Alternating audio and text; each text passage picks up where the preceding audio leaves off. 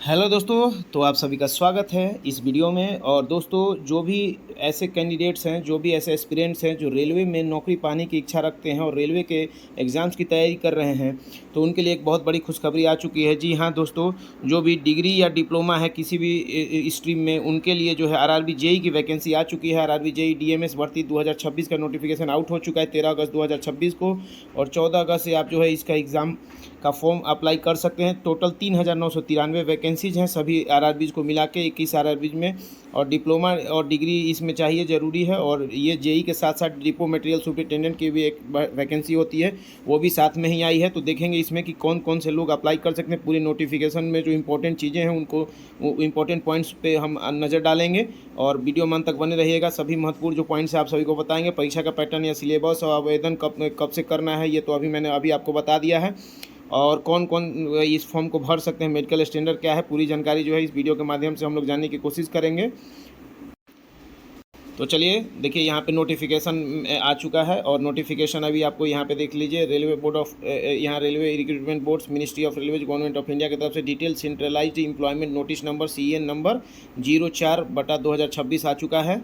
और ये जो है आगे देखिए, यहाँ पे जो है लिखा हुआ है recruitment various post junior engineer and depot material superintendent के लिए रिक्रूटमेंट है नोटिफिकेशन। बाकी यहाँ पे देख सकते हैं टेबल ऑफ कंटेंट दिया हुआ है कि कौन कौन से पेज में कौन कौन सी चीज़ें हैं, कहाँ पे आपको देखने को मिलेगा। यहाँ से आप डायरेक्ट जाके देख सकते हैं, ठीक है। तो अभी देखिए यहाँ पे मेन जो इम्पोर्टेंट पेज है वो पेज नंबर 4 है आपका, जो इम्पोर्टेंट पेज है, जो यहाँ पे लिखा हुआ है कि जो एम्प्लॉयमेंट न्यूज़ आता है उसमें 25 जुलाई को ही ये पब्लिश कर दिया गया था। और ओपनिंग जो है एप्लीकेशन का 14 अगस्त 2026 हो रहा है। 13 सितंबर 2026 के रात्रि के 11:59 तक ये फॉर्म आप अप्लाई कर सकते हैं। और पेमेंट जो है, पेमेंट एप्लीकेशन फ़ी का पेमेंट जो है आखिरी 15 सितंबर तक कर सकते हैं, 15 सितंबर तक, ठीक है। ये 13 सितंबर तक आप जो है फॉर्म अप्लाई कर सकते हैं। मॉडिफिकेशन विंडो के लिए 16 से 25 तारीख तक जो है आपको विंडो मॉडिफिकेशन फॉर्म भरने के बाद कुछ त्रुटि होंगी, उसको सुधार करने के लिए दिया जाएगा।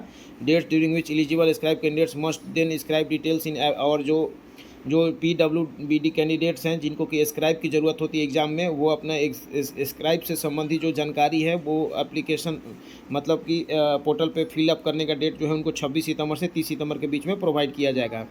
बाकी इंपॉर्टेंट चीज़ों की बात करते हैं। यहाँ पे देख सकते हैं, यहाँ पे various post of junior engineer and depot material superintendent level 6 का पोस्ट है, जिसका बेसिक जो है इनिशियल पे 35,400 से शुरू होता है। मेडिकल स्टैंडर्ड के लिए एनेक्स्टर A को देखना है, वो हम लोग देख लेंगे। उसके बाद जो एज है वो मिनिमम एज आपका 18 साल होना चाहिए, मैक्सिमम 33 साल होना चाहिए। ईवर कैंडिडेट के लिए है। बाकी जो OBC के लिए 3 साल का अपर एज में और रिलैक्सेशन दे दिया जाता है, यानी 36 ईयर्स तक। और जो SC ST कैंडिडेट है उनको 5 ईयर्स का एज रिलैक्सेशन होता है, यानी कि वो 38 ईयर्स तक अगर उनका अपर एज है तो भी इस फॉर्म को अप्लाई कर सकते हैं। टोटल वैकेंसी 3,993 वैकेंसी हैं। बाकी जो है इंपॉर्टेंट इसमें जो है यहाँ पे दिया हुआ है इंपॉर्टेंट इंस्ट्रक्शंस वगैरह इसमें भरने के लिए, फॉर्म के लिए जो भी महत्वपूर्ण चीज़ें होगी मैं आपको महत्वपूर्ण पॉइंट जो है आप अपडेट कराऊंगा इसमें। बाकी आप सभी को तो पता है कि कोई भी रेलवे का जो एग्ज़ाम होता है उसमें 1/3 जो है वो निगेटिव होता है। निगेटिव अगर गलत आंसर आप करते हैं तो 1/3 मार्क्स आपके कट कर दिए जाते हैं।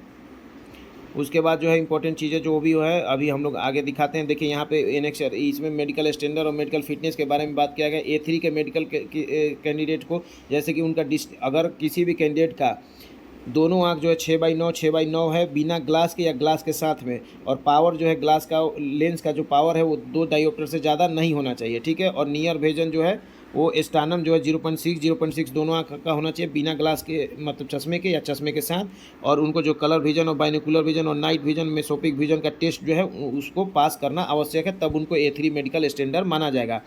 B1 मेडिकल स्टैंडर्ड के लिए डिस्टेंट विजन, अगर एक आँख आपका 6/9 और दूसरा 6/12 भी है, अगर चश्मा या बिना चश्मे के भी, और पावर जो है 4 डायोप्टर से ज़्यादा नहीं होना चाहिए लेंस का पावर, और नियर विजन 0.6 होना चाहिए दोनों आँखों का, बिना ग्लास के या ग्लास के साथ में, ताकि आप नज़दीक का काम पढ़ सकें। और आपको जो है कलर विजन का, बाइनोकुलर विजन, नाइट विजन और मेसोपिक विजन का टेस्ट पास करना जरूरी है, तब जाके आपको B1 मेडिकल स्टैंडर्ड प्राप्त होगा। जहाँ तक रही C1 मेडिकल स्टैंडर्ड की बात, जो कि जिसकी वैकेंसी बहुत कम होती है, लोअर मेडिकल स्टैंडर्ड की ऑफिस का जॉब रहता है, इसमें जो है मेडिकल स्टैंडर्ड कम होता है। और DMS में भी ये जो है ये लागू होता है। तो इसके लिए डिस्टेंट विजन जो है, अगर एक आँख आपका 6/12 भी है और दूसरा आँख जो है 6/18 भी है, चश्मा और बिना चश्मे के साथ भी, तो भी आपका चल जाएगा। C1 मेडिकल स्टैंडर्ड मिल जाएगा आपको। नियर विजन जो है 0.6 होना चाहिए, ग्लास या बिना ग्लास के, ताकि आप नज़दीक का कोई कार्य जो है आसानी से कर सकें या पढ़ सकें। और बाकी इसमें बाइनोकुलर विजन या नाइट विजन या आपका कलर विजन वगैरह टेस्ट पास करने की ज़रूरत नहीं है। ठीक है, C1 आपको मिल जाएगा अगर उसमें फेल भी हैं तो। बाकी अगर एज रिलैक्सेशन वाला जो बात था, मैंने यहाँ पे पहले ही ऊपर में बता दिया था, 18 से 33 नॉर्मल एज का है आपका, यानी कि 1 जनवरी 2009 से पहले जिनका जन्म हुआ है, मतलब 1 जनवरी 2009 के बाद जिनका जन्म हुआ वो नहीं भर सकते हैं, इस फॉर्म को अप्लाई नहीं कर सकते हैं। अपर एज के लिए ईवर और EWS के लिए 2 जनवरी 1994 से पहले जिनका जन्म हुआ है वो नहीं फॉर्म भर सकते हैं। OBC के लिए 2 जनवरी 1991 से पहले जिनका जन्म हुआ है वो नहीं भर सकते हैं। और SC ST के लिए 2 जनवरी 1989 से पहले जिनका जन्म हुआ वो फॉर्म को अप्लाई नहीं कर सकते। ये अपर एज लिमिट था आपका। बाकी ये जो छूट दिया गया वो सबके बारे में है। जो इम्पोर्टेंट बात है ये बता दे रहे हैं। यहाँ पे देख सकते हैं आपको OBC और ईवर कैंडिडेट है तो आपको 500 रुपया लगेगा फॉर्म भरने के लिए, और उसमें से 400 रुपया जो है रिफंड कर दिया जाएगा। कब? जब आप CBT 1 के एग्ज़ाम में अपीयर हो जाएंगे। उसके बाद जो है SC ST कैंडिडेट्स के लिए, SC ST ex serviceman, PWBD candidate, female candidate और ट्रांसजेंडर और माइनॉरिटीज कैंडिडेट और economically backward classes EBC classes के लिए 250 रुपये जो है फीस लगेगा, जिसमें से कि आपका टोटल फ़ी जो है रिफ़ंड कर दिया जाएगा CBT 1 में आप जब अपीयर हो जाते हैं। ठीक है, ये कुछ महत्वपूर्ण चीज़ें थी। और उसके बाद हम लोग जो है बात करेंगे यहाँ पे देखिए, इकोनॉमिकली बैकवर्ड क्लास का मतलब क्या होता है। यहाँ पे बताया गया those whose annual family income is less than 50,000। Annual family income जिसका 50,000 से कम है वो जो है इकोनॉमिकली बैकवर्ड क्लास के कैटेगरी में आएंगे। उनके लिए कोई अलग से रिजर्वेशन नहीं है, बट आपको जो है इसमें फ़ी में छूट दिया जाता है। फ़ी आपको 250 लगेगा और CBT 1 देने के बाद आपको पूरा फ़ी रिफ़ंड कर दिया जाएगा। ठीक है, हाँ, उसके बाद आपका जो इम्पोर्टेंट चीज़ें हैं मैं उसके बारे में अभी हम लोग बात करेंगे। बहुत सारा पेज 77 पेज का नोटिफिकेशन है, तो इसमें जो है सभी चीज़ें, बाकी आप डिटेल से जो भी आपको दिक्कत होगा वो आप कमेंट में पूछ सकते हैं या फिर नोटिफिकेशन को में देख सकते हैं। सब कुछ आपको मिल जाएगा। जो इंपॉर्टेंट बातें हैं वो हम लोग देखेंगे ताकि वीडियो ज़्यादा लंबा ना हो। ठीक है, यहाँ पे जैसा कि आप सभी को पता है कि इसका सिलेबस के बारे में बात करेंगे, तो सिलेबस देख सकते हैं। ये CBT 1 का सिलेबस है आपका, जिसमें कि मैथमेटिक्स 30 नंबर का, जनरल इंटेलिजेंस एंड रीजनिंग 25 का, जनरल अवेयरनेस 15 नंबर का और जनरल साइंस 30 नंबर का। टोटल 100 क्वेश्चन होंगे। टोटल मार्क्स भी 100 होंगे आपको। 100 मार्क्स जो CBT 1 होगा। ये जो है नॉन टेक्निकल पेपर होता है, इसमें टेक्निकल कुछ भी नहीं रहता है। बाकी उसके बाद जब CBT 2 होगा आपका तो उसमें टेक्निकल शामिल हो जाएगा। इसमें जनरल अवेयरनेस 15 नंबर का, फिजिक्स और केमिस्ट्री 15 नंबर का, बेसिक कंप्यूटर एप्लीकेशन का 10 नंबर और basic environment and pollution control से 10 नंबर। और टेक्निकल जो पेपर है, जिस भी स्ट्रीम से आप डिप्लोमा या डिग्री किए हैं और जिस JEE के पोस्ट के लिए, अगर मैकेनिकल के लिए भरे हैं तो मैकेनिकल इंजीनियरिंग का, अगर ये सिविल के लिए भरे तो सिविल इंजीनियरिंग का, इलेक्ट्रिकल के भरे इलेक्ट्रिकल इंजीनियरिंग का। तो इसी तरीके से 100 मार्क्स का आपका टेक्निकल का रहेगा। टोटल 150 क्वेश्चन रहेंगे CBT 2 में और 150 मार्क्स भी आपका रहेगा। ठीक है, इसी पे आपका मेरिट बनेगा, जो है मेरिट इंडेक्स के आधार पे बनता है। और ये सब देख सकते हैं कि मैकेनिकल वाले ग्रुप में कौन कौन से आएंगे। मैकेनिकल एंड एलाइड इंजीनियरिंग के ग्रुप में जिन्होंने मैकेनिकल से या प्रोडक्शन से, ऑटोमोबाइल से, मैन्युफैक्चरिंग से, मैकेट्रॉनिक्स से, इंडस्ट्रियल से, मशीनिंग से, tools and machining engineering, tools and die making engineering, combination of इनमें से किसी भी स्ट्रीम का कॉम्बिनेशन हो तो वो सभी जो है mechanical and allied engineering group में आएंगे। बाकी इलेक्ट्रिकल एंड एलाइड इंजीनियरिंग के लिए इलेक्ट्रिकल इंजीनियरिंग होना चाहिए या कॉम्बिनेशन ऑफ एनी सब stream of basic streams of electrical engineering. कोई भी जो उसका सब स्ट्रीम या बेसिक स्ट्रीम है इलेक्ट्रिकल इंजीनियरिंग का, उसका कोई कॉम्बिनेशन है तो भी आप electrical and allied engineering group में। ठीक उसी प्रकार से इलेक्ट्रॉनिक्स एंड एलाइड का भी दिया हुआ है। और सिविल एंड एलाइड के लिए BSc इन सिविल इंजीनियरिंग होना चाहिए 3 ईयर्स का ड्यूरेशन का, या फिर सिविल इंजीनियरिंग होना चाहिए, या फिर सिविल इंजीनियरिंग या उसका बेसिक या सब स्ट्रीम का कोई कॉम्बिनेशन होना चाहिए। तो आप सिविल इंजीनियरिंग और एलाइड ग्रुप में आप जो है माने जाएंगे। बाकी सब कुछ यहाँ पे दिया हुआ है। यहाँ पे कैलकुलेशन ऑफ मेरिट इंडेक्स, जैसे CBT 2 के आधार पे जो मेरिट इंडेक्स बनाया जाता है उसका कैलकुलेशन का यहाँ फॉर्मूला दिया हुआ है। उसको हम लोग अभी नहीं देखेंगे, अभी नोटिफिकेशन आया है। अभी जो इम्पोर्टेंट फॉर्म में बातें हैं उसको देखना है। यहाँ पे देख सकते हैं ऑनलाइन फॉर्म सबमिशन से संबंधित कुछ जानकारी यहाँ पे दिया हुआ है। यहाँ पे 14.3 नंबर पैरा में आप वहाँ पे जाके देख सकते हैं। फोटोग्राफ जो इम्पोर्टेंट जो होता है वो फोटोग्राफ संबंधित है। यहाँ पे देख सकते हैं कैंडिडेट्स को जो है, candidates are not required to upload pre existing photograph while applying. Pre existing photograph का अप्लाई करने का जरूरत नहीं है। अब जो है लाइव फोटो कैप्चरिंग होगा कैंडिडेट का। एप्लीकेशन जब आप भरेंगे, जैसे कि आप सभी को पता है कि BPSC का जो फॉर्म आप अप्लाई करते हैं तो उसमें भी आपको जो है लाइव फोटोग्राफ, आपको जो है लाइव स्ट्रीम फोटोग्राफ कैप्चर करना, तो ठीक उसी प्रकार से इसमें भी आप जो है पहले से जो एग्जिस्टिंग फोटोग्राफ है उसको अपलोड करने वाला जो प्रोसेस है वो हटा दिया गया है। अब आपको भी यहाँ पे लाइव फ़ोटो कैप्चर करना है। लाइव फ़ोटो वेब कैम या फ्रंट कैमरा से, screen side camera off the mobile phone से आप जो है कर सकते हैं। और उसमें आपको इंश्योर करना है कि ड्रेस जो है अच्छा पड़ने हो और नॉन वाइट क्लॉथिंग हो, क्योंकि क्या होता है कि वाइट क्लॉथ की वजह से वाइट बैकग्राउंड वगैरह में अगर आप लेंगे तो दिक्कत होगा। तो ये होना चाहिए कि नॉन वाइट क्लॉथ नहीं होना चाहिए, डार्क प्रेफरली डार्क कलर का जो है आपका ड्रेस होना चाहिए। और इस पर्पज़ के लिए आप जो है the candidate must stand in front of the camera when promoted by the application module. And जब उसमें जो प्रॉम्प्ट जब आएगा कैमरा का लेने के लिए, जब आप वहाँ पे क्लिक करेंगे लाइव फोटो पे, तो वहाँ पे कैमरा के सामने आपको खड़ा होना है पोजीशन, और फ्रंट के साथ एकदम कैमरा के साथ देखते हुए, लुक स्ट्रेट देखना है आपको, देखते हुए इंटायर फेस, ताकि आपको पूरा फेस जो है उसमें दिखे। इस तरीके से करके आपने किया भी होगा। उसमें कोई आप कैप, मास्क वगैरह या ग्लासेस, स्पेक्टिकल्स वगैरह नहीं लगाएं जब आप लाइव फ़ोटो कैप्चर कर रहे हैं। तो इस तरीके से आप लाइव फ़ोटो कैप्चर करेंगे वहाँ पे। और मैंडेटरी जो स्कैन डॉक्यूमेंट जो है वो रेडी रखना है जब फॉर्म फिलअप करने के लिए जा रहे हैं। तो देखिए ये सबसे इंपॉर्टेंट चीज़ है कि आपको कौन कौन से डॉक्यूमेंट्स रेडी रखने हैं। तो अगर कोई SC ST कैंडिडेट है तो ST ST सर्टिफिकेट अपने लिए रखेंगे, ठीक है, ताकि उनको जो है कैंडिडेट को फ्री ट्रेन पास, ट्रेवल पास मिल सके। और उसके बाद कैंडिडेट सिग्नेचर, JPG में कैंडिडेट अपना सिग्नेचर जो है वो रेडी रखेंगे अपलोड करने के लिए। कैंडिडेट सिग्नेचर के बारे में कुछ जो है इसमें दिया हुआ है कि ब्लैक इंक से वाइट पेपर पे ही सिग्नेचर होना चाहिए। सिग्नेचर मस्ट कैंडिडेट का खुद का सिग्नेचर ही होना चाहिए। और सिग्नेचर ब्लॉक लेटर या कैपिटल लेटर में या डिसजॉइंटेड लेटर नहीं होना चाहिए, ठीक है। नॉर्मल सिग्नेचर जैसे होता है वैसे होना चाहिए।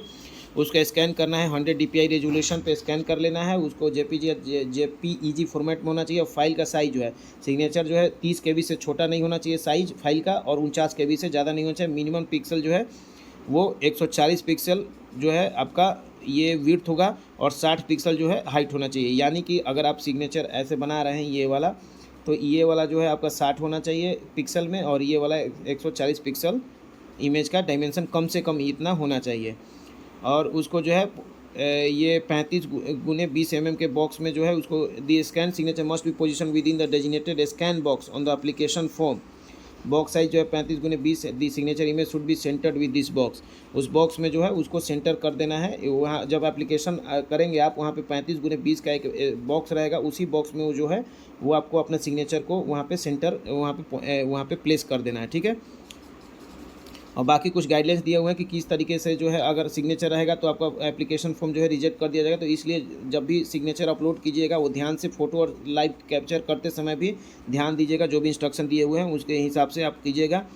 ST ST कैंडिडेट सर्टिफिकेट के लिए कुछ यहाँ पे प्रोसेस दिया हुआ। बाकी अब देखते हैं हम लोग नीचे में जो इंपॉर्टेंट चीज़ें हैं वो आपको हम बता देते हैं। कौन कौन सी वैकेंसीज वगैरह हैं उसके बारे में हम लोग अभी बात कर लेंगे।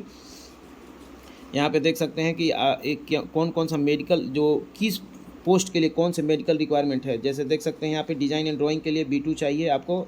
इलेक्ट्रिकल के design and drawing post junior engineer के लिए।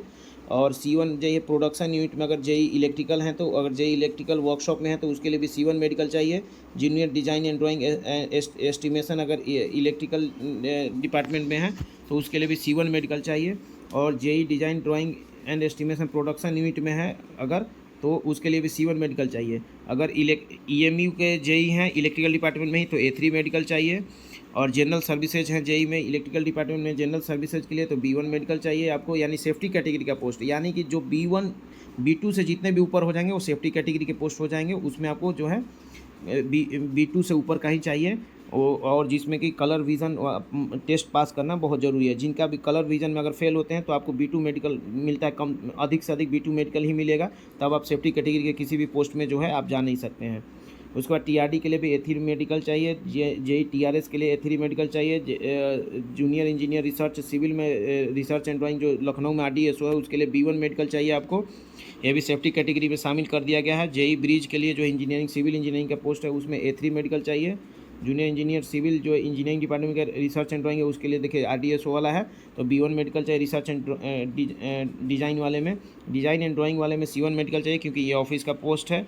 बाकी जो है civil design and drawing production unit में है उसमें भी आपको C1 मेडिकल चलेगा। माफ़ी चाहेंगे। Junior engineer design and civil में भी जैसे कि B2 मेडिकल चाहिए।